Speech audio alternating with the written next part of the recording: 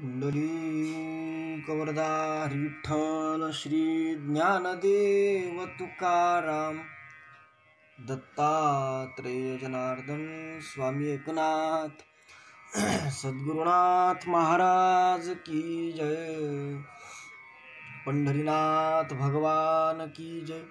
माऊली ज्ञानेश्वर महाराज की जय। जगद्गुरु तुकाराम महाराज की जय। तपोमूर्ती संत गाडगे महाराज की जय। राष्ट्रसंत तुकडोजी महाराज की जय। ऋषिवर्य घुसरकर महाराज की जय। सब साधु संतन की जय। ओम नमस्ते अद्वितीयाय त्रिगुणात्म स्वरूपिणे अनंत कोटि ब्रह्मांड नायकाय परात्मने आनंदमानंद करः प्रसन्नं सत्यज्ञान स्वरूपं निजबोधयुक्तं योगीन्द्रमीड्यं भवरोगवैद्यं श्री सद्गुरुं नित्यमहं नमामि। ज्ञानदेवं ज्ञानमूर्तिं साक्षात् प्रेम स्वरूपिणं नामदेवं दयामूर्तिं नाथं वन्दे पुनः पुनः। वैराग्यस्य परां मूर्तिं देहुक्षेत्र निवासिनं तुकारामं महत्वन्दे भक्तराज चतुष्टकम्। श्रीमञ्जुलाभृन्मणिमाणिकेशं श्रीखञ्जरीशं जनहृन्निवेशं श्रीग्रामगीताजनकं प्रशान्तं सद्गुरु राष्ट्रसन्तं सततं नमामि। राष्ट्रसंत गिरोद्गीर्णं ग्रामकल्याणचिन्तनं दीन आर्त करुणापूर्ण ग्रामगीतामृतं महत्। शास्त्र सिद्धांतानुगतं गुरुवाक्येषु सम्मतं स्वानुभूति प्रमाणञ्च ग्रामगीतामृतं महत्। विदर्भी गर्जिली जयांची समन्वयी वाणी वाल्मिकी राष्ट्रसंत अनुचर महर्षी म्हणून अपुलिया कवन प्रवचने राष्ट्रधर्म शिकवितो ऐशा ऋषीवरा गुरुवरा श्री भूसरकरा वंदितो सद्गुरुनाथ महाराज की जय। परम पूजनीय श्री गुरुदेव आणि सद्भाविक सज्जन मंडळी, आपण काल सकाळी एक भाग पाहिला होता, तो म्हणजे एकत्व पाहण्याची दृष्टी। 4 दृष्ट्या आपण पाहिल्या होत्या एकत्व पाहण्याच्या। आणि दुसरी गोष्ट पाहिली होती ती म्हणजे प्राप्ताचीच प्राप्ती करून घ्यायची आहे। या 2 गोष्टी आपण काल सकाळी पाहिल्या होत्या आणि तांत्रिक काही अडचणीमुळे काल दुपारीचं प्रवचन काही होऊ शकलं नाही। आता काल आपण 2 गोष्टी पाहिल्या होत्या, जीवदृष्टी, देवदृष्टी, परदृष्टी आणि परात्पर दृष्टी, अशा एकत्व पाहण्याच्या 4 दृष्ट्या आपण काल पाहिल्या होत्या। आणि त्या 4 दृष्ट्याचं चिंतन केल्याच्या नंतर आपण एक भाग पाहिला होता, तो म्हणजे प्राप्ताचीच प्राप्ती। आत्मा किंवा आपलं स्वरूप जे आहे ते स्वरूप आपल्याला प्राप्तच आहे।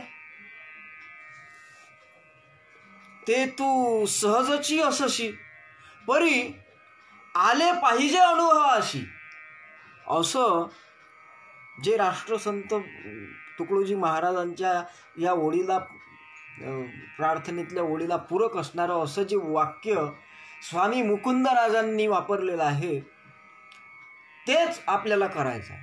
जे प्राप्त आहे त्या प्राप्त असलेल्याच आत्मस्वरूपावरचं जे मलिन असं आवरण पडलेलं आहे. मी काल उदाहरण दिलं होतं, दिव्याच्या पायलीवर जो मळ साचला आहे तो मळ फक्त साफ करायचा आहे, प्रकाश तर तिथं येतोच आहे त्या दिव्यातून. तसंच पाण्यावरती शेवाळ आहे, त्या शेवाळामुळे ते पाणी दिसत नाही, पाण्यातलं काहीच दिसत नाही. वरचं शेवाळ काढलं की ते पाणी दिसायला लागते, स्वच्छ दिसते.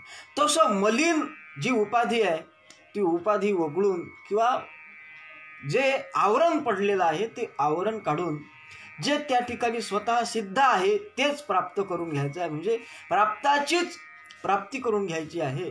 म्हणजे हो तत्व से सब एक हो. आणि आता महाराज म्हणतात की हो ज्ञान सब में एकही. त्या तत्वाचा अनुभव घेण्याकरिता, तत्व तर आपण एकच आहोत, पण ते जाणून घेण्याकरिता, त्या भूमिकेत आपलं जीवन जगण्याकरिता परतत्व से सब एक हो असं महाराजांनी म्हटलं. आणि तत्वानं एक असण्याकरिता पहिले ज्ञानाची आवश्यकता आहे. परंतु एक प्रश्न निर्माण होऊ शकतो की ज्ञान ठीक आहे, ज्ञानाची आवश्यकता आहे, पण ते ज्ञान कोणतं? कारण आपण याच्या अगोदरही 1-2 प्रकरणामध्ये ज्ञानाच्या दृष्टीने चिंतन केलं होतं.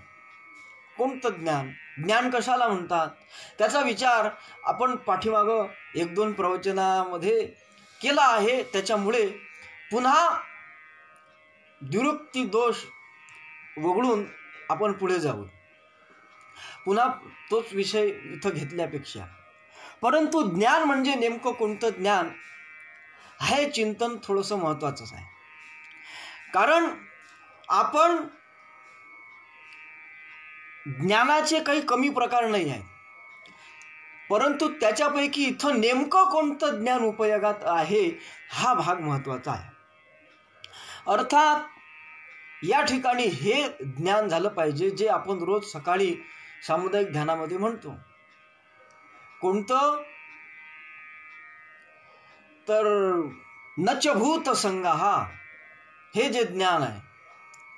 प्रातर भजामि तमसा परम अर्कवर्णम पूर्णम सनातन पदम पुरुषोत्तमाख्यम. नाही किंवा प्रात स्मरामि हृदय संस्फुरद आत्म परमहंस गतिं तुरीयम यत् स्वप्न जागर सुषुप्तम वैति नित्यम तद ब्रह्म निष्कलम अहम नच भूत संगहा. तद ब्रह्म मी ते आहे, मी हा देहाचा संघात नाही, पंचचा समूह असलेला हा जो देह आहे हा मी नाही, हे ज्ञान या ठिकाणी महत्वाचं आहे. आपण तत्वता एक आहो याबाबत आपल्या अंतःकरणामध्ये यत्किंचितही शंका शिल्लक राहू नये. तर त्या बोधावरती किंवा त्या निश्चय आपला तो दृढ निश्चय असला पाहिजे, इतका दृढ असला पाहिजे की यत्किंचितही शंका आपल्या मनामध्ये निर्माण राहू नये. आणि म्हणून हे असं अध्यात्म ज्ञान आपल्या ठिकाणी सर्वांना झालं पाहिजे. आणि अभेदाचं ज्ञान झालं पाहिजे, अद्वैत ज्ञान झालं पाहिजे. द्वैताचं ज्ञान होऊ नये, भेदाचं ज्ञान होऊ नये. भेद हे तर सामान्य सगळ्यांनाच आहे, त्याचं काही ज्ञान करून देण्याची गरज नाही. सहजच लोकांच्या मनात भेद निर्माण आहेच. त्यामुळे भेदाचं ज्ञान व्हावं असं म्हणण्याचा इथं संभवच नाही. भेदाचं ज्ञान व्हावं ही कोणी इच्छाच करू शकत नाही. कारण भेदात, अज्ञानातच भेद आहे, ज्ञानात भेद राहू शकत नाही. आणि जिथं भेद राहत असेल तिथं ज्ञानच नाही हे मात्र निश्चित आहे. म्हणून असं अभेद ज्ञान, असं अद्वैत ज्ञान सर्वांना व्हावं ही एक महाराजांची इच्छा आहे की ज्याच्यामुळे मनुष्य निशंक होतील, त्यांना कुठल्याही प्रकारची शंका राहणार नाही. त्या ज्ञानाच्या माध्यमातून ते कृतकृत्य होतील. आणि म्हणून असं सर्वांचं एकत्व महाराजांना अपेक्षित आहे ते ज्ञानाच्या भूमिकेतून. परंतु एक प्रश्न या ठिकाणी असा निर्माण होऊ शकतो की हो ज्ञान सब में एकही असं महाराज म्हणतात. आणि महाराजांनी त्यांच्याच ग्रंथामध्ये, आता ज्या तुकडोजी महाराजांनी या ठिकाणी असं म्हटलं की हो ज्ञान सब में एकही, म्हणजे एकच ज्ञान सगळ्यांच्या ठिकाणी व्हावं असं महाराज म्हणतात. पण तेच तुकडोजी महाराज त्यांच्या साहित्यामध्ये अनेक ज्ञान सांगतात. विचार जर केला तर ज्या महाराजांनी सांगितलं की एकच ज्ञान सर्वांना व्हावं, त्या महाराजांनी मग अनेक ज्ञानाची जी काही वर्णन केलं आहे किंवा अनेक ज्ञानाच्या बाबतीत महाराजांनी जे काही बोलले आहेत, मग ते काय एकच ज्ञान व्हावं म्हणतात ना. मग ज्ञानाचं अनेक महाराजांनी वर्णन केले. ग्रामगीतेचा जर विचार केला तर ग्रामगीतेच्या 19व्या अध्यायामध्ये महाराजांनी ज्ञानाचे म्हणजे कितीतरी प्रकारचे ज्ञानाचं वर्णन केलं आहे. म्हणजे ऋषीकालीन ऐशी प्रथा, शिक्षणी होती जीवन संथा, आणि याकरिता आश्रमांची व्यवस्था होती पूर्वी. आणि त्याच्यामध्ये मग महाराजांनी काही ज्ञानांचाही सुद्धा नामोल्लेख केला आहे, नाही काय. धनुर्विद्या, मल्लविद्या, आयुर्वेद आणि शस्त्रविद्या, उत्तमोत्तम 14 विद्या शिकवित होते आचार्य लोक जे होते, गुरु लोक, ते त्या काळामध्ये धनुर्विद्या शिकवत होते. ते सुद्धा एक ज्ञानच आहे. मल्लविद्या शिकवत होते, आयुर्वेद शिकवत होते, शस्त्र चालवण्याची सुद्धा एक विद्या शिकवल्या जात होती त्यांच्या आश्रमामध्ये. बऱ्याच पुराणातल्या कथांमधून, ऐतिहासिक काही ग्रंथांमधून आपण हे शिकू शकतो, म्हणजे माहिती करून घेऊ शकतो. किंवा चित्रकला आहे, चर्मकला आहे, रांगोळीची कला आहे, नाही का, बुरडकाम आहे, कुंभार कला. आपल्या या भारतीय संस्कृतीमध्ये किंवा आपल्या धर्मग्रंथांमध्ये जवळजवळ 14 विद्या आणि 64 कलांचा समावेश आहे. आता त्या 14 विद्या कोणत्या आणि 64 कला कोणत्या, त्या जर सांगत बसलो की नाही तर त्याच्यातच एक प्रवचन निघून जाईल. परंतु हे जे काही विद्या आहे, ह्या ज्या काही कला आहे, बरं, संगीतशास्त्र आहे, स्वयंपाकशास्त्र आहे, गृहव्यवस्थापनाचं शास्त्र, महिलांचं किती महत्त्वाचं आहे, त्याला होम सायन्स म्हणतात वाटते बहुतेक, तोही एक भाग आहे, नाही. अश्वपरीक्षा आहे, रत्न परीक्षा आहे, कितीतरी या शिक्षणा ज्या आहे, विद्या ज्या आहेत की नाही, ह्या कितीतरी विद्या आहेत. आता आम्ही इथं कीर्तन प्रवचनाधिक काही जी प्रक्रिया तुमच्यासमोर करतो आहोत, ही काय, ही एक विद्याच आहे, ही एक कलाच आहे. हे काही फार उच्च कोटीचं ज्ञान आहे काय, हे काही मोक्षाचं साधन आहे काय, पण आहे, ही एक कलाच आहे, ही एक विद्याच आहे. अशा कितीतरी विद्या ज्या आहेत ती असाव्या असं महाराज म्हणतात.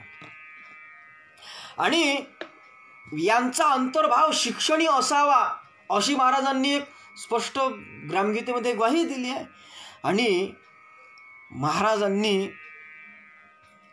एक पुन्हा गोष्ट आपल्याला सांगितली आहे की ज्ञान संपादन करण्याकरिता काही ग्रंथांचं सुद्धा आपण अध्ययन केलं पाहिजे. आणि महाराजांनी कोणत्या कोणत्या प्रकारच्या ग्रंथांचं अध्ययन केलं पाहिजे ते सुद्धा सांगितलं आहे महाराजांच्या साहित्यामध्ये. महाराजांच्या तुम्ही जर हे वाचलं प्रचार मार्गदर्शिका, त्यामध्ये महाराजांनी काही ग्रंथांचा प्रामुख्यानं उल्लेख केला आहे.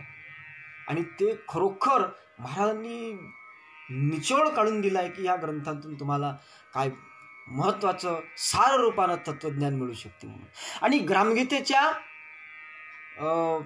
40व्या अध्यायामध्ये सुद्धा महाराजांनी काही ग्रंथांच्या प्रकाराचा नामोल्लेख केला आहे की अशा प्रकारचे ग्रंथसुद्धा आपण अभ्यासले पाहिजे व त्याच्या बाबतीतलं सुद्धा ज्ञान आपल्याला असलं पाहिजे. मी या ठिकाणी या मुद्द्यावर बोलतो आहे की जे राष्ट्रसंत तुकडोजी महाराज म्हणतात की हो ज्ञान सब में एकही, तेच तुकडोजी महाराज अनेक बाबतीतल्या ज्ञानांचं अंतर्भाव आपल्या जीवनामध्ये असावा असेही सुद्धा सांगतात. या तुकडोजी महाराजांच्या बोलण्यामध्ये जरी व्याघात दोष दिसत असला तरी त्याच्या म्हणजे भेदाच्या पोटात अभेद कसा लपला आहे महाराजांच्या या बोलण्यातल्या, ते मी तुम्हाला सांगतो आहे. महाराजांनी सांगितलं की काही ग्रंथ ऐतिहासिक, काही चरित्रे, काही तात्विक, काही अभंग पुराणे सम्यक पठणी ठेवावी. महाराजांचं साहित्य पहा काय बोलते. काही महाराजांनी प्रकार सांगितले की या अनेक प्रकारचे ग्रंथ आपण वाचले पाहिजे. कोणते? काही ग्रंथ ऐतिहासिक, काही इतिहासाचं दिग्दर्शन तुमच्या समोर करणारे आहेत. इतिहासाचे सत्य असत्य इतिहास तुमच्या समोर मांडणारे आहेत. त्यातलं सुद्धा आपण वाचन केलं पाहिजे. काही आपल्या महापुरुषांचे संशोधनात्मक चिकित्सकात्मक चरित्र असतील ज्याच्यातून समाजाला कुठं आपल्या इतिहासातून बोध मिळू शकतो, नाही का? महाराजांनी म्हटलं आहे की नाही, पहा इतिहास थोडासा आपल्या वाडवडिलांचा, शिवाजी शिवबा म्हणताना रायगडी छत्रपती झाला. म्हणजे आपल्या थोरांचा इतिहास आपण पाहिला तर त्यातून आपल्याला प्रेरणा मिळत असते. आणि त्यांच्या इतिहासाच्या वाचनानुसार काय होत असते की आपल्याला त्यांनी ज्या पद्धतीचं कार्य केलेलं आहे किंवा त्यांची जी अपेक्षा आहे ती अपेक्षा पूर्ती करण्याचं एक स्फूर्ती आपल्याला मिळत असते इतिहासातून. आणि त्याच्यातून आपल्याला इतिहास घडवता येत असतो. आमचे गुरुजी सांगत असतात की इतिहास घडवणारे कधी इतिहास लिहत नसतात आणि इतिहास लिहिणारे शक्यतो इतिहास घडवतीलच असं नाही, परंतु तो इतिहास वाचणारा जो आहे तो वाचणारा मात्र भविष्यात इतिहास घडवू शकतो. ही महत्त्वाची गोष्ट आहे. आणि म्हणून काही ग्रंथ ऐतिहासिक, काही चरित्रे असले पाहिजे. महाभारत हा आपला ऐतिहासिक ग्रंथ आहे. रामायण महाभारत हे ऐतिहासिक आहे. काही चरित्र आहेत. आमच्या जनसंस्कृतीचे आधारस्तंभ म्हणून पुस्तक आहे. इतकं अप्रतिम पुस्तक आहे की चिकित्सक पद्धतीनं त्याच्यामध्ये जवळजवळ 15-16 13-14 महापुरुषांचे चरित्र आले आहेत. असे कितीतरी चरित्राचे ग्रंथ आहेत मोठे मोठे ज्याच्यामध्ये महापुरुषांचे साधू संतांचे चरित्र आलेले आहेत. असे चरित्राचे जीवनयोगी आहे. तपोमूर्ती गाडगे बाबा, आद्यसंत सावता महाराज, आणखी नाही ज्ञानोबाराय, तुकोबाराय, हे जे काही संत मंडळी आहे त्या सगळ्या संत वृंदांचं चरित्र ग्रंथसुद्धा आपण अभ्यासले पाहिजे. महिपती बुवा ताराबादकर त्यांनी खूप संतांचे चरित्र लिहिले आहे. संत लीलामृत की संत कथामृत असं ते, म्हणजे संतांचे साधू संतांचे महापुरुषांची चरित्राचं सुद्धा आपल्याला ज्ञान असलंच पाहिजे. त्यानंतर काही तात्विक ग्रंथ असतात. काही आमच्या गुरुजींनी एक पुस्तक दिलं होतं, स्वामी रामतीर्थ समग्र दर्शन. तो तात्विक विचार मांडणारा ग्रंथ आहे. किंवा पूज्य साने गुरुजींचं भारतीय संस्कृती नावाचं एक सुंदर पुस्तक आहे. तात्विक विचार भारतीय संस्कृतीचा त्यांनी व्यापक विचार त्याच्या माध्यमातून दिलेला आहे. आणि वेदमूर्ती सातवडेकर त्यांनी सुद्धा भारतीय संस्कृती नावाचं एक पुस्तक लिहिलं आहे. आणि त्याच्यामध्ये राष्ट्रसंत तुकडोजी महाराजांच्या कार्याचा सुद्धा उल्लेख त्यांनी केला आहे असं जीवनयोगीच्या 8व्या खंडामध्ये लिहून आहे. त्यांचा तो ग्रंथसुद्धा आपल्या भारतीय संस्कृतीचं तात्विक दिग्दर्शन करणारा असल्यामुळे असे जे तात्विक ग्रंथ आहेत, आणखीनही काही तात्विक ग्रंथ आपल्या देशात महापुरुषांनी, स्वामी विवेकानंदांचे ग्रंथसुद्धा तात्विक स्वरूपाचे आहेत. याचाही सुद्धा आपण अभ्यास केला पाहिजे. आपल्या साधू संतांचे अभंग आहेत जे कधीच भंग पावत नाहीत, असे ते अभंग आहेत. काय रसाळ ते अभंग आहेत. तुम्ही सगळ्या संतांचे अभंग वाचून पहा. तुमच्यामध्ये मीही आहो. आपण वाचून जर पाहिलं तर आपल्या लक्षात येईल की संतांनी या जगातला म्हणेल मी एकही असा विषय सोडलेला नाही की तो भाग आपल्या अभंगाच्या, आपल्या भजनाच्या माध्यमातून समाजाला सांगितलेला नाही. म्हणून तोही आवश्यक आहे. राष्ट्रसंतांचं उदाहरण जर घेतलं तर राष्ट्रसंतांनी त्यांच्या भजनामधून वेदांत तर सांगितलाच, अध्यात्मही सांगितलं. तुझ्या स्वरूपी सदा आनंद, अगम निगम सुगमाना, सगुण निर्गुण के मिलवारे, असे भक्तिभावाचे म्हणावं किंवा अध्यात्माचे, वेदांताचे भजन तर त्यांचे आहेतच आहेत. मुर्दा खेल खिलाया, एक बडा अचंबा पाया जी, मुर्दे ने मुर्दा खाया जी, मुर्दा स्वार हुआ लंगड़े पर, उस मुर्दे को हात न पाव, 52 कोस भगाया जी, असे वेदांताचे रहस्य सांगणारे भजनही लिहिले. पण त्याच तुकडोजी महाराजांनी झाडू टोकली घेऊन श्रमदान करण्याची भजनं लिहिले. त्याच तुकडोजी महाराजांनी साध्या साध्या गोष्टी सुद्धा त्यांच्या भजनातून सांगितल्या की चल चल भाई करे सफाई, कूड़ा कचरा साफ करे, बहुत दिनों का रुका हुआ है मिलकर सुंदर आज करे. काय सोपं सोपं. तुमच्या घरातली व्यवस्था कशी असावी, साफसफाई कशी असावी, तुमचं राहणी कसं असावं, बोलणं कसं असावं, चालणं कसं, इतक्या बारीक बारीक गोष्टी. तुमच्या घरात तुमच्या मायमावल्यांनी स्वयंपाक केल्यानंतर त्या कांद्याचे टरफलं चुलीजवळच न ठेवता ते कचरा पेटीत किंवा बाहेर खतावर नेऊन टाकले पाहिजे, इथून सुद्धा त्यांनी त्यांच्या भजनामध्ये सांगितलं आहे. म्हणून त्याही भजन अभंगांचं ज्ञान आपल्याला असलं पाहिजे. आणि काही पुराणे सम्यक पठणी ठेवावी.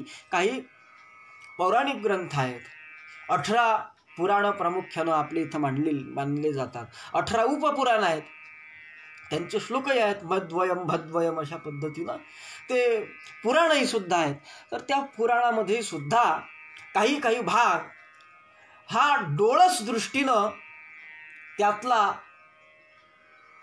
अर्थवादानं काही भाग आपण स्वीकारला पाहिजे. काही योग्य जे असेल ते आपण घेऊन त्यातून सुद्धा समाजाला तात्विक दृष्टी देण्याच्या दृष्टीने ते आपण पठणी ठेवली पाहिजे. अर्थात आपली पात्रता ओळखून, समाजाची पात्रता लक्षून, आदर्शाचे सुलभ होय ज्ञान, ऐसे ग्रंथ वाचावे असं महाराज सांगतात ज्ञानाच्या प्राप्तीकरता. आपली पात्रता काय आहे?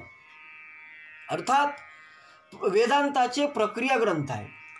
पहिला ग्रंथ आहे पंचीकरण, दुसरा विचारसागर, मग वृत्तीप्रभाकर, असं त्यांचा क्रम आहे.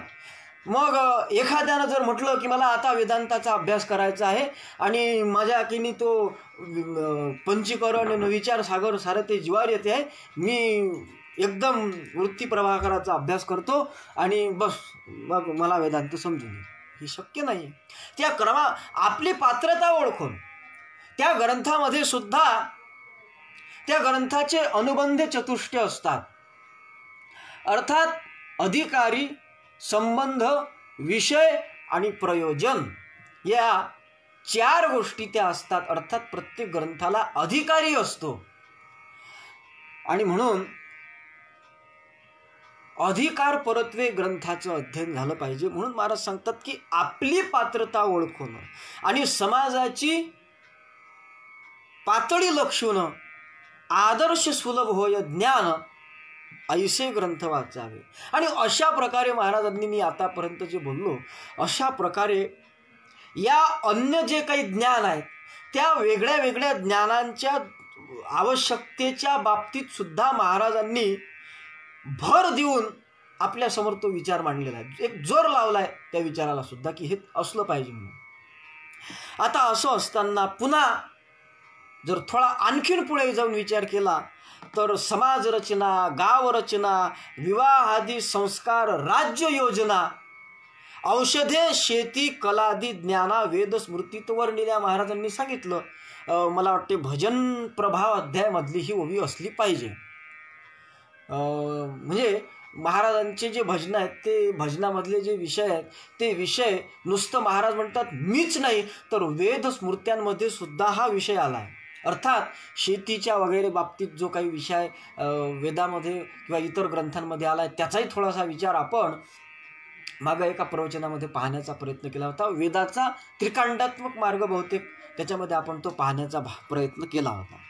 अशा कितीतरी गोष्टी आयुर्वेदाच्या दृष्टीनं औषधोपनिषद असेल किंवा अथर्ववेदामध्ये ब्रह्मविद्या प्रकरण आहे आणि दुसरं एक राज्यव्यवस्थेच्या संबंधानं काहीतरी प्रकार आहे असंही सुद्धा अभ्यासक मंडळी सांगतात. आता आम्ही तर काही वेद वाचले नाही पाहिले नाही, परंतु जे ज्येष्ठ लोक सांगतात, जे आमची शिष्टमंडळी सांगते, वडील मंडळी सांगते आहे की श्रुती स्मृतीचे अर्थ आपणची होऊनी मूर्त अनुष्ठाने जगा देत वडील जे, असे जे आमचे वडील आहेत ते आम्हाला सांगतात. त्या स्मृतीचे अर्थ त्यांच्या सांगण्यावरून तरी आम्ही त्यांच्याविषयी विश्वासू आणि श्रद्धा आमची असल्यामुळे त्यांनी जे सांगितलं ते आम्ही योग्यच समजतो. त्याच्यामुळे हे सुद्धा एक ज्ञानाचाच भाग आहे. किंवा नवीन नवीन शेतीचे तंत्रज्ञान, नवीन नवीन अवजार, नवीन त्याच्यामध्ये काही सुधारणा, याही दृष्टीनं सुद्धा महाराजांनी ज्ञान असण्याच्या दृष्टीनं एक व्यक्तता केली आहे की हे सुद्धा ज्ञान असलं पाहिजे. की किसान परी कळेना गोजिरे शेतीचे नवे ज्ञान असं असू नये तर नाही अवजारात सुधारणा सुधारू न शके पिके नाना आणि घाण्याचाची बैल नाही काय, म्हणजे महाराजांनी सांगितलं की घाण्याच्या बैलापरी धिंगाणा जीवनाचा त्याच्या असा होत असतो. म्हणून त्याला शेती चालवणं जरी त्याचं शेती व्यवसाय असलं तरी त्याच्याही बाबतीत त्याला आधुनिक तंत्रज्ञानाच्या बाबतीत किंवा आधुनिक सगळ्या गोष्टींच्या बाबतीत त्याला ज्ञान असून त्यानं सुद्धा आपली शेती योग्य पद्धतीनं करण्याकरिता एक तेही सुद्धा ज्ञान त्यानं संपादन करावं. अशा शब्दामध्ये राष्ट्रसंत तुकडोजी महाराजांनी या बाकी ज्ञानासोबत या आधुनिक तंत्रज्ञानाची सुद्धा एक माहिती असावी असं सुद्धा महाराजांनी सांगितलेलं आहे. अर्थात एवढंच नाही तर याही पुढे जर जाऊन पाहिलं तर राष्ट्रसंत तुकडोजी महाराजांचं साहित्य किंवा राष्ट्रसंत तुकडोजी महाराजांचं जीवन हे अध्यात्म प्रवण जरी असलं तरी त्यात राष्ट्रसंत तुकडोजी महाराजांनी विज्ञानाला सुद्धा बाध आणलेला नाही आहे. महाराजांचं एक वाक्य आपल्या सर्व मंडळींना ज्ञात आहे आणि ते वाक्य प्रसिद्ध आहे. ते वाक्य माहीत नसेल त्या श्लोकातलं असा गुरुदेव सेवा मंडळात तरी माणूस शोधून सापडणार नाही. ते म्हणजे अध्यात्म और विज्ञान के संयोग से सब हो सुखी. आणि म्हणून विज्ञानाचा आणि अध्यात्माचा संयोग असा म्हणून महाराजांनी अध्यात्माचं सांगितलं, पण त्याबरोबर विज्ञानाची सुद्धा महाराजांनी अपेक्षा केली आहे. विज्ञानाचंही सुद्धा ज्ञान असावं असं महाराजांची इच्छा. महाराजांनी म्हणजे त्यांच्या ग्रामगीतेमध्ये त्याचा व्यक्त केला आहे तो विचार. म्हणजे विमान दूरध्वनी आदी शोध लाविले काय प्रारब्धे हे म्हणत असताना महाराजांनी प्रयत्नवाद सुद्धा सांगितला विज्ञानाच्या दृष्टीनं. विमान दूरध्वनी हे जे विज्ञानानं लावलेले शोध आहे या शोधांची सुद्धा आवश्यकता असली पाहिजे. अर्थात ते संशोधन करण्याचं सुद्धा ज्ञान आमच्या देशात असलं पाहिजे. आणि ते जर ज्ञान नसेल तर आमच्या देशातला तरुण सुद्धा कमजोर आहे अशी त्यांनी खंतही सुद्धा व्यक्त केली की अन्य देशींच्या तरुणाशी वेड नित्य नवे संशोधन प्रचंड असं त्यांनी म्हटलंय ना ते ग्रामगीतेच्या ओळीमध्ये. अर्थात ते ज्ञान असलं पाहिजे ही त्यांची अपेक्षा आहे राष्ट्रसंतांची. मग असं असताना महाराजांनी असं म्हटलंय की अध्यात्म और विज्ञान के संयोग से त्याचं थोडंसं मला एक आठवलं म्हणून सांगतो. आमच्या आचार्य वेरुळकर गुरुजींनी अखिल भारतीय गुरुदेव सेवा मंडळाच्या बोधचिन्हाचा अर्थ स्पष्ट करणारा एक लेख लिहिलेला आहे. आणि आमच्या राष्ट्रधर्म प्रचार समितीचं जे आमच्या संस्कार शिबिरांच्या दृष्टीनं एक अभ्यासक्रमाच्या दृष्टीनं जे काढलेलं एक संस्कार प्रदीप म्हणून पुस्तक आहे. त्याच्यामध्ये सामुदायिक ध्यान, प्रार्थना, भजन, काही ओव्या, श्लोक, काही महत्त्वाची आमच्या पाठ्यक्रमाच्या दृष्टीनं महत्त्वाची माहिती त्यात संकलित केलेली आहे. त्या पुस्तकामध्ये तो एक लेख लिहिलेला आहे. त्याच्यामध्ये त्यांनी विज्ञान आणि अध्यात्माची एक सांगड असली पाहिजे आणि नसली तर त्याचे परिणाम काय होतात त्याचा एक भाग सांगितला आहे. आता हा भाग इथं आवश्यक आहे की नाही तो भाग नंतरचा, परंतु ओघाओघानं अध्यात्म आणि विज्ञानाचा भाग आला म्हणून मी तुमच्यासमोर तो एक भाग सांगूनच जातो. काय आहे, अध्यात्म जर नसेल, त्या लेखामध्ये जे गुरुजींनी लिहिलं आहे ते सांगतो की जर अध्यात्म नसेल तर विज्ञानातून सेवेचा भाव प्रगट होणार नाही, तर संहाराची शक्ती त्यातून निर्माण होईल आणि चारित्र्य हनन होईल. त्यातून चारित्र्यहीन समाज निर्माण होईल जर केवळ विज्ञान असलं, अध्यात्म नसलं तर. आणि दुसरी गोष्ट, भोगाची प्रवृत्ती वाढल्याशिवाय राहणार नाही. जर केवळ विज्ञान असलं, त्याला अध्यात्माचा संयोग नसला तर. आणि विज्ञानाची जर जोड नसली अध्यात्माला, तर त्या अध्यात्माला सक्रियता प्राप्त होणार नाही, ते निष्क्रिय अध्यात्म राहील. कारण अध्यात्माचे दोन भाग आहेत, एक सक्रिय अध्यात्म आहे आणि एक निष्क्रिय अध्यात्म आहे. एक सक्रिय ब्रह्मज्ञान आहे आणि एक निष्क्रिय ब्रह्मज्ञान आहे. कारण राष्ट्रसंत तुकडोजी महाराजांच्या साहित्यामध्ये ग्रामगीतेमध्ये एक शब्द आला आहे की ब्रह्मज्ञानाशी सक्रियता द्यावी किंवा अभ्यास करा सक्रिय अध्यात्माचा. आता महाराज म्हणतात की सक्रिय अध्यात्माचा अभ्यास करा, अर्थात सक्रिय अध्यात्माचा अभ्यास करणाऱ्या महाराजांना कुठंतरी निष्क्रिय अध्यात्म दिसलं असेल, तेव्हाच महाराजांनी म्हटलं की नाही की अभ्यास करा सक्रिय अध्यात्माचा. अर्थात सक्रिय अध्यात्माचा अभ्यास करायला लावतात, त्या अर्थात कुठंतरी निष्क्रिय अध्यात्मसुद्धा असते. आणि म्हणून अध्यात्म हे सक्रिय असलं पाहिजे आणि त्या सक्रिय अध्यात्माला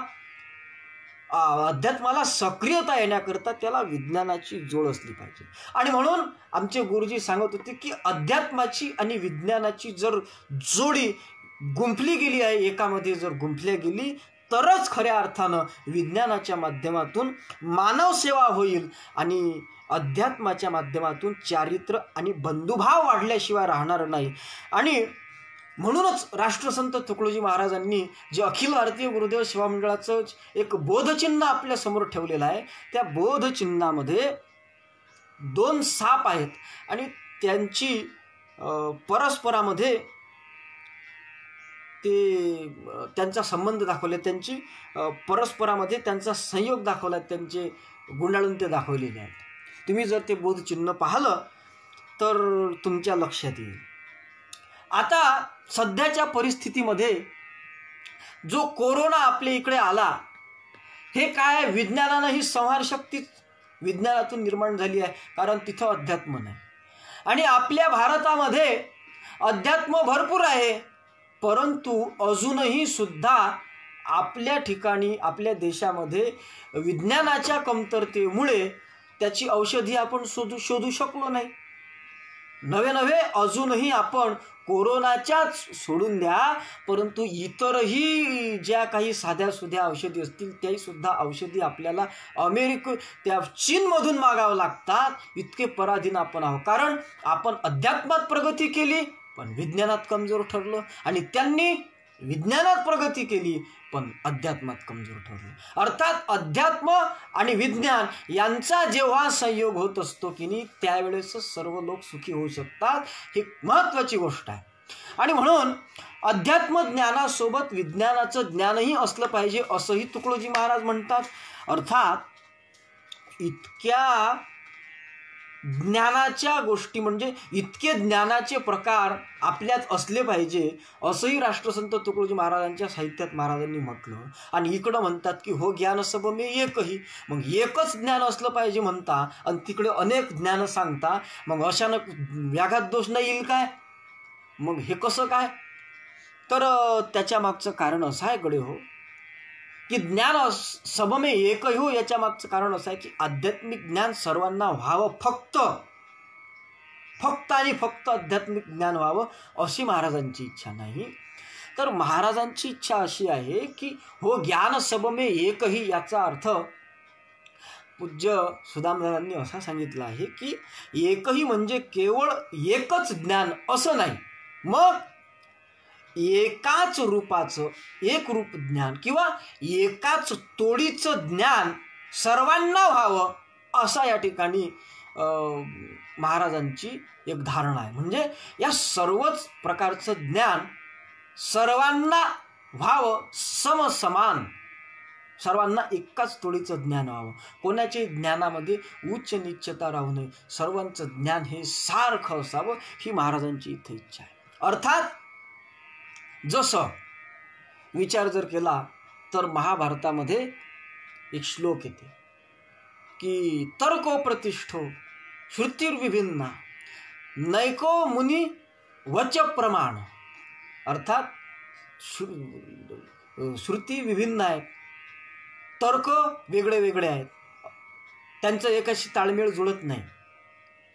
श्रुतीमधले जे सिद्धांत असतील त्याचे एकामेकाशी ताळमेळ जुळत नाही. नैको मुनी वच प्रमाण, मुनी लोकांची ऋषी लोकांची, परंतु मग कोणाचं धर्मस्य तत्वम हितम गुहाय महाजनो येन गतस्स पंथहा. अर्थात महाजन म्हणजे ऋषी मुनी साधू संत वेदमार्गे मुनी गेले किंवा जावे त्यांच्या मागे मागे संत गरजून या सांगे किंवा वाट चालतात त्यांच्या चाली, या दृष्टीनं आम्ही जे संत जे आहेत ते एकमत होतात, त्या एकमत ज्या संतांचं होते त्या संतांच्या मागं आम्ही गेलो पाहिजे असं महाराज म्हणतात. आणि संतांचं एकमत कसं असते, ते देहानं जरी भिन्न असले, आपला मुद्दा काय आहे, हम भिन्न हो इस देह से पर तत्व से सब एक हो, आणि हो ज्ञान सब में एक ही जिससे मनुज निशंक हो. आणि महाराज काय म्हणतात, संत देहाने भिन्न असती परी देह धोरणे अभिन्न स्थिती, साधने जरी नाना दिसती तरी सिद्धांतमती सारखी. त्यांची साधनं वेगळे वेगळे असतील. जगद्गुरु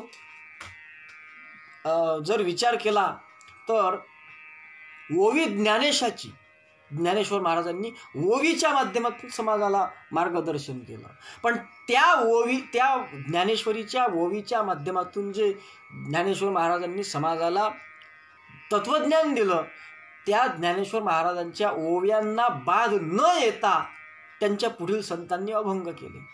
अभंग रचना तुकोबाची आणि भजने रसाळ तुकड्याची, तुकडोजी महाराजांनी भजनाच्या माध्यमातून केलं.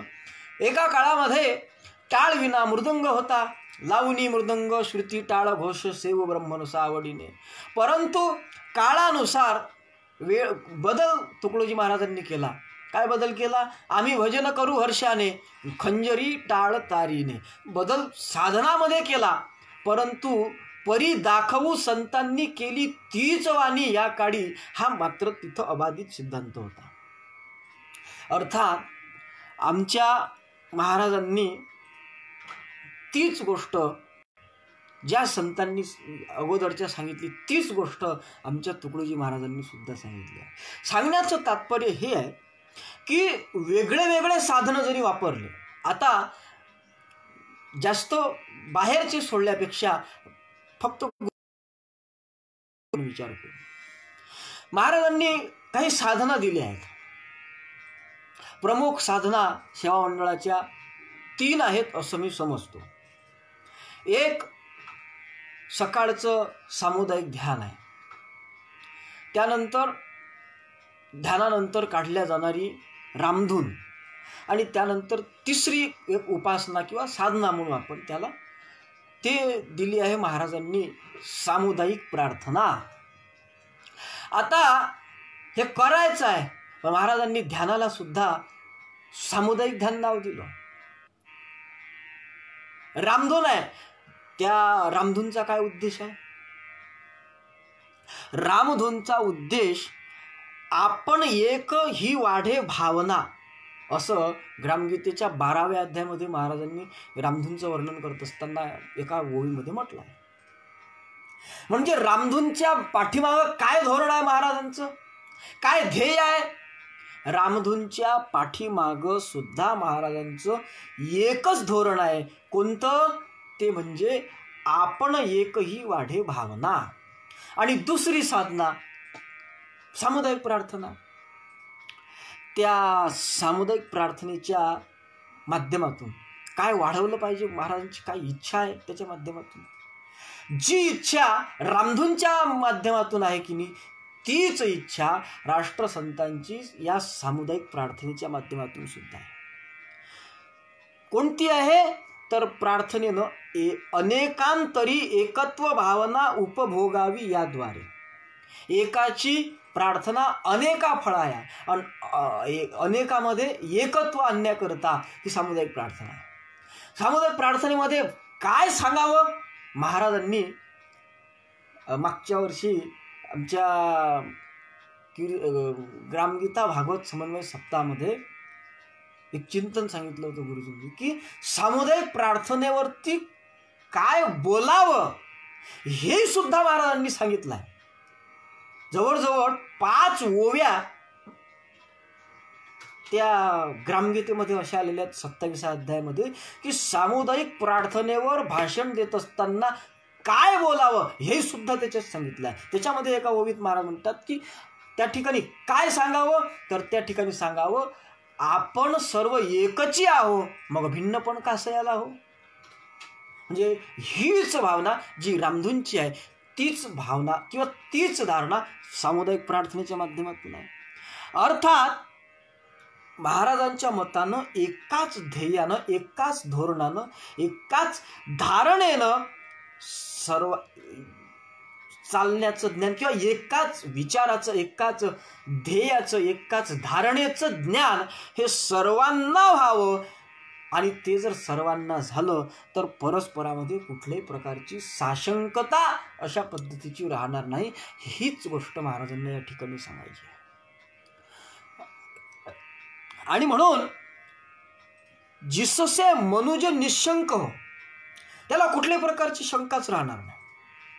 अर्थात ज्या काही शंका आध्यात्मिक लोकांच्या मनामध्येही सुद्धा असतील, व्यावहारिक तर शंका दूरच होऊन जातील, पण आध्यात्मिक शंका ज्या आहेत लोकांच्या मनामध्ये की भरपूर शंका किंवा भरपूर काही जे वेदांताचे जे काही प्रश्न सांगितले जातात. को अहम कथमिदम जातम करता को असे विद्यते, हे जे काय आहे म्हणजे अनेकी बाट कौन, ज्यानेकी बाट कौन, विश्व कौन, मय कौन, घट कौन, पट कौन, हे जे काही प्रश्न असतील किंवा याचा जर विचार केला तर महाराजांनी याची उत्तरं एका झटक्यात देऊन टाकले. तुमच्या ग्रामगीतेच्या 37व्या अध्यायामध्ये महाराजांनी स्पष्ट सांगितलं, विश्व कोण, मी कोण, याचे मुळात एकपण आणि मग हे जाणता पूर्ण विचारे अंतर्मुख वृत्ती होय, हे महाराजांनी ग्रामगीतेच्या 37व्या अध्यायामध्ये सांगितलं.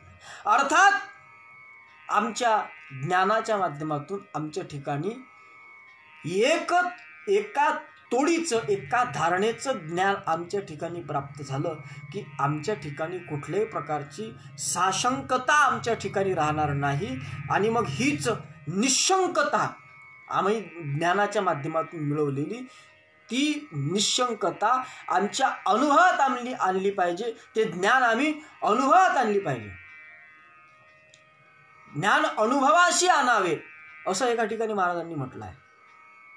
हे कळावयाशी ज्ञान व्हावे आणि ते ज्ञान अनुभवाशी आणावे तरीच सुख संपादावे, अशा पद्धतीची काही मला ती ओवी पूर्ण आठवत नाही आहे, परंतु अशा भावाची एक ओवी महाराजांच्या ग्रामगीतेमध्ये आहे. त्या ज्ञानाचा अनुभव आणि त्या ज्ञानाचा अनुभव आला की मग झाली निशंकता. आणि म्हणून जोपर्यंत ज्ञानाचा अनुभव येत नाही तोपर्यंत मात्र त्या ज्ञानामध्ये सुद्धा शंका शिल्लक राहत असते. आणि अनुभव आला की मग अनुभवाच्या ठिकाणी शंकेला वाव नसतो. उदाहरणार्थ एखाद्या व्यक्तीच्या एखाद्या दोषाबद्दल किंवा एखादा व्यक्ती खरोखरच चोर आहे असं तुम्हाला जर एखाद्यानं सांगितलं तर तुम्ही त्या सांगणाऱ्यावर एकदम विश्वास ठेवणार नाही.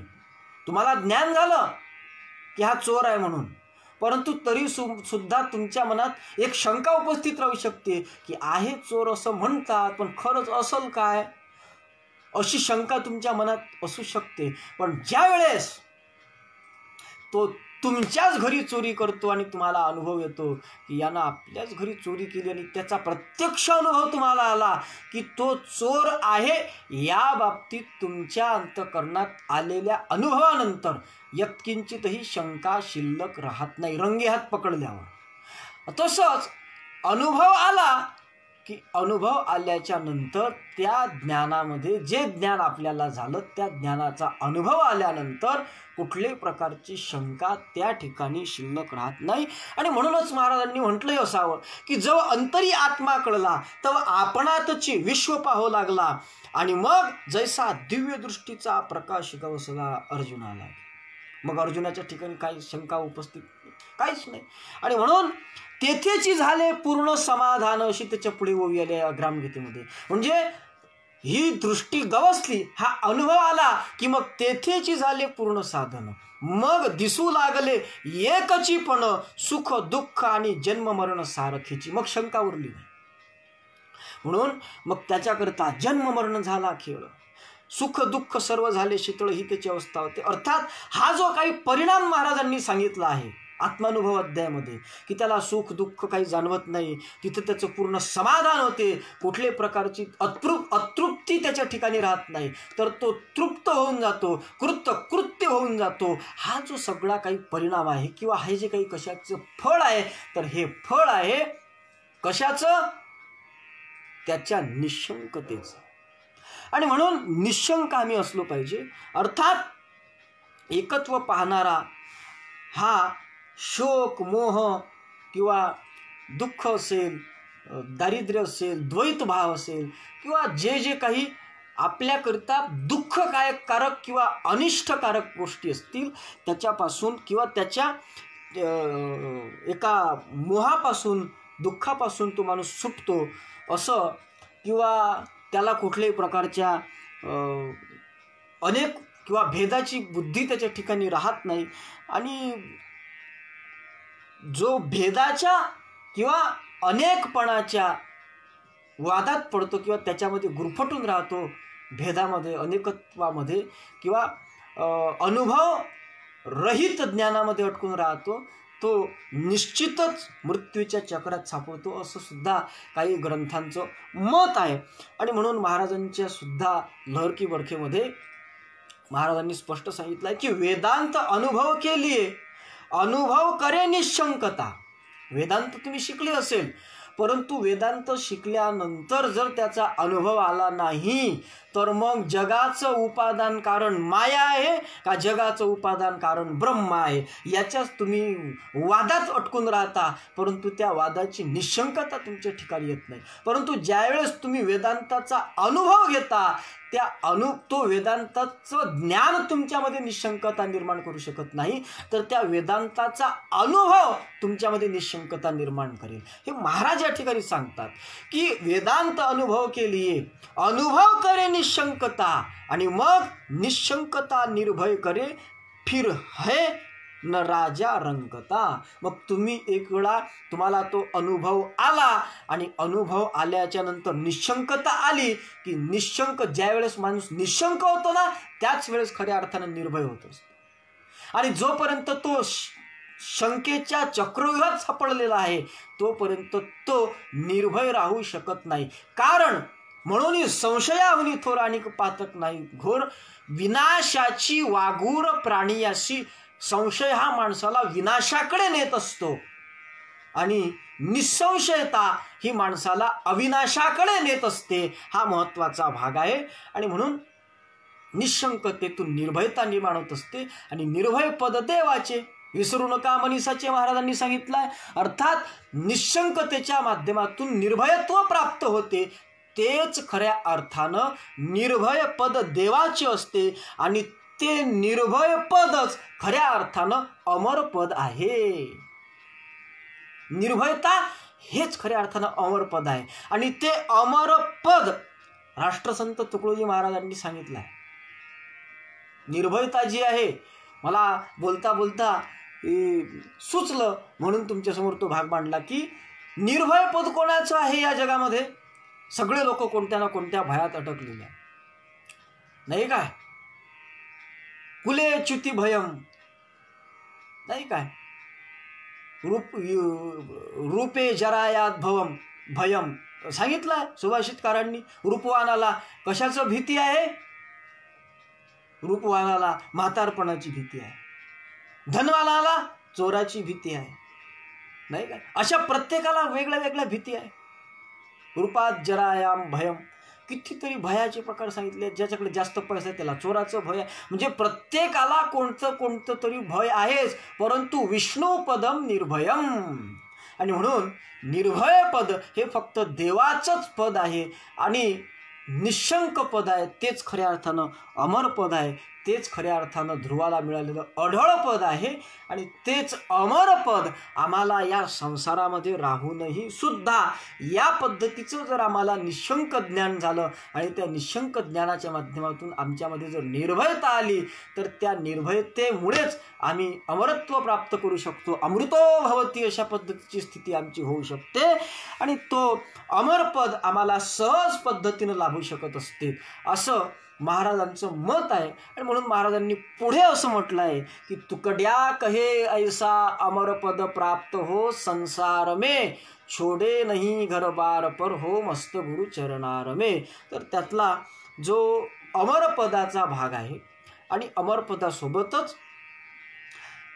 संसार में म्हटलं महाराजांनी. आता आमचे हे सगळे अष्टश्लोकी भागवताचे प्रवचनं संपल्याच्या नंतर आमच्या गुरुजींचं एक प्रवचन आपल्या पेजवरती होणार आहे. ते फक्त संसार ते संसार अशा पद्धतीचा विषय येईल. महाराजांनी सुरुवातीला सुद्धा या स्वर्गसम संसारपासून सुरुवात केली आणि समारोप करत असताना म्हणजे या प्रार्थनेचा उपक्रम हा संसारापासून केला आणि उपसंहार करताना सुद्धा संसाराचा उल्लेख महाराजांनी या ठिकाणी केलेला आहे. तेव्हा या सामुदायिक प्रार्थनेच्या उपक्रमोपसंहारावरतीच आमच्या गुरुजींचंही प्रवचन होणार आहे. आणि या ठिकाणी तो संसार आहे. पण महाराजांनी काय म्हटलं आहे की ऐसा अमरपद प्राप्त हो संसार में. मग संसारात बऱ्याच ग्रंथामध्ये संसाराचा त्याग सांगितला आहे. परंतु महाराज म्हणतात की संसारात हे अमरपद हे अढळपद हे आम्हाला प्राप्त करायचं आहे. तर मग त्याग नेमका संसाराचा करायचा आहे की कशाचा करायचा आहे. किंवा हे जे अमरपद आम्हाला प्राप्त होईल कदाचित मग हे अमरपद प्राप्त झाल्यावर हे अमरपद तो अध्यात्माचा भाग आहे हो. मग याचा आमच्या व्यवहाराशी काय संबंध आहे. हा व्यवहाराशी काय संबंध आहे असं म्हणणारा जो आपला भ्रम आहे त्या भ्रमाचं सुद्धा या ठिकाणी त्या शंकेचं सुद्धा समाधान ग्रंथकारांनी या ठिकाणी केलेलं आहे. त्याचंही सुद्धा आपल्याला चिंतन करायचं आहे. अर्थात आपली स्थिती कशी झाली पाहिजे नाथ महाबांनी सांगितलं. संत एकनाथ महाराजांनी काय सांगितलं. झाली संध्या संदेह माझा गेला आत्मा राम हृदयी प्रगटला. अशा पद्धतीनं आपली संधी झाली पाहिजे परमात्म्याशी. म्हणजे मग आपला संदेह अर्थात आपल्यातली साशंकता निघून जाईल आणि ती निघून गेल्याच्या कारण साशंकता जोपर्यंत जात नाही सज्जन हो तोपर्यंत तुमच्या ठिकाणी आत्मा राम प्रगट होऊ शकत नाही. नाथ महाराजांनी सांगितलं. काय सांगितलं. आत्माराम हृदयी प्रगटला पण केव्हा. झाली संध्या संदेह माझा गेला तेव्हा आत्माराम हृदयी प्रगटला.